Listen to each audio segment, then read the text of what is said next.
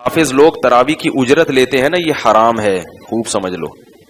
تراویح کی اجرت لینا حافظ کے لیے حرام ہے. مفتی ظفر علی صاحب ہمارے لیے قابل احترام ہے، مگر ان کا تراویح کے بارے میں جو اجرت کا فتویٰ ہے 100% سے بھی زیادہ غلط ہے.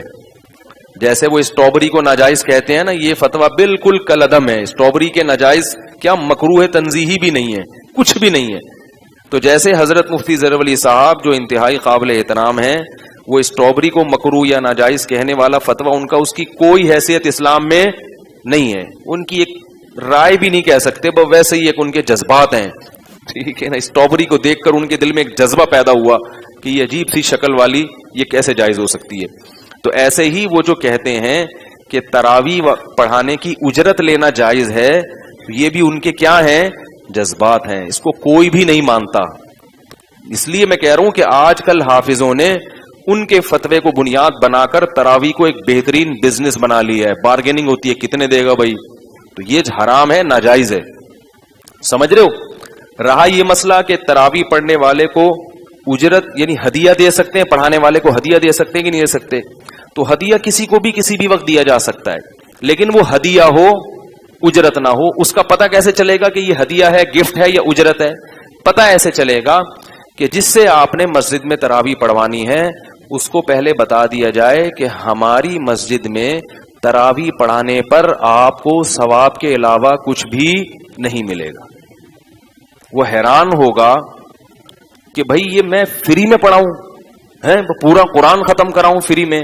تو ان کو بتائیں کہ فری میں نہیں ہے، آپ کو اس پر اللہ کی طرف سے کیا ملے گا، ثواب. اور یہ بھی بتا دیا جائے کہ ہمارے ہاں ہدیے دینے کا بھی معمول، پہلے اس کو مایوس کر دیں.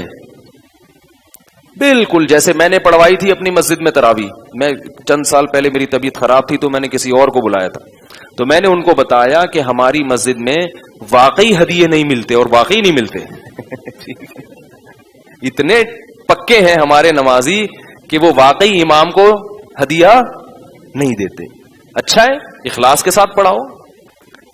تو میں نے کہا کہ ہماری وہ سمجھ رہا تھا مذاق کر رہے ہیں نا، میں نے کہا واقعی نہیں ملتا. جیسے وہ ایک آدمی نے کتا گھر میں آیا نا، بھونک رہا تھا، تو مہمان ڈر گیا کہ یار یہ کتا مجھے کاٹ نہ لے.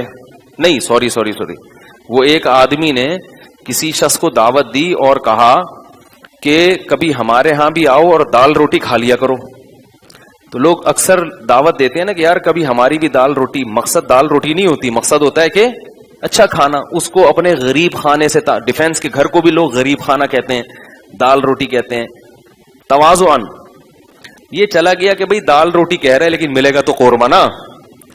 گیا تو دال روٹی ہی سامنے رکھی ہوئی تھی، بڑا پریشان ہوا. اتنے میں ایک اور مہمان آیا تو میزبان کا کتا اسے دیکھ کے بھونکنے لگا.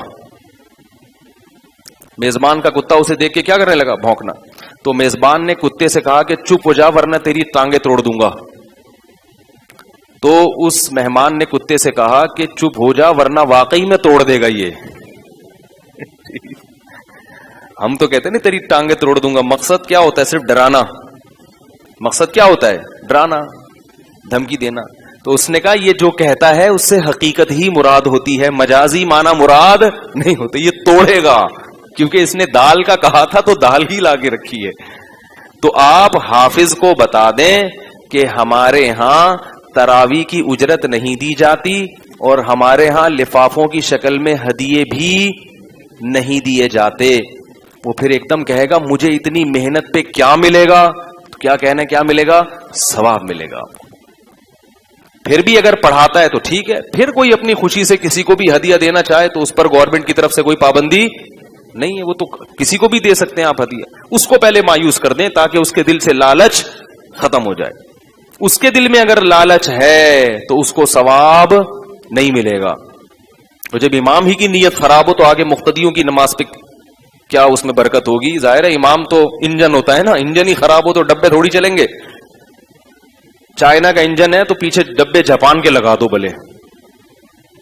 کیا خیال ہے؟ گاڑی میں، ٹرین میں انجن چائنا کا لا کے لگا دیا اور ڈبے کس کے لگا دیے؟ جاپان کے. تو وہ جاپان کے لحاظ سے اسپیڈ نہیں مارے گی، وہ چائنا کے حساب سے چلے گی. بلکہ وہ انجن جلدی خراب ہو جائے گا کیونکہ وہ جاپان کے ڈبوں کو کھینچنے کی طاقت نہیں رکھتا. سمجھ رہے ہو؟ تو اس لیے یہ مسئلہ بھی خوب سمجھ لیں.